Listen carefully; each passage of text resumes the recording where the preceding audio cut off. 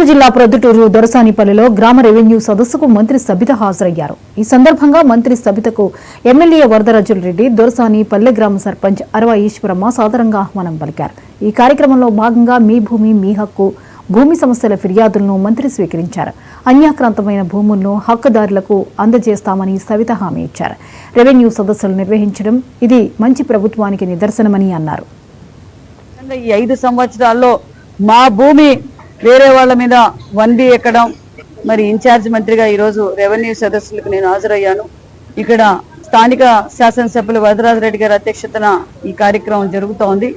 ప్రజలు కూడా విశేషంగా వచ్చారు. ప్రజలు విశేషంగా రావడంతో పాటు వాళ్ళు ఎక్కువగా వచ్చిన సమస్యలు కూడా అన్ని రెవెన్యూ సమస్యలే ఎక్కువగా ఉన్నాయి.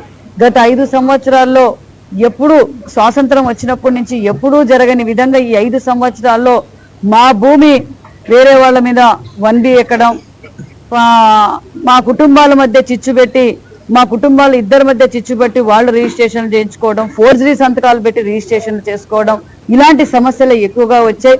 మరి ఇక్కడ ఉన్న అధికారులు, రెవెన్యూ అధికారులు, జేసీ గారు, మరి ఇతర అధికారులు అందరూ ఉన్నారు. ఎండోమెంట్, ఫారెస్ట్ డిపార్ట్మెంట్ అధికారులు కూడా ఇక్కడ ఉన్నారు.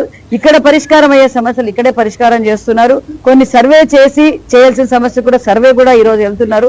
ఇక్కడ పరిష్కారం కాని సమస్యలు 45 రోజుల్లో పరిష్కారం చేస్తామని కూడా మేము తెలియజేస్తున్నాం. రెవెన్యూ సదస్సులు ఏర్పాటు చేశాం. మరి ఇన్ఛార్జ్ మంత్రిగా ఈరోజు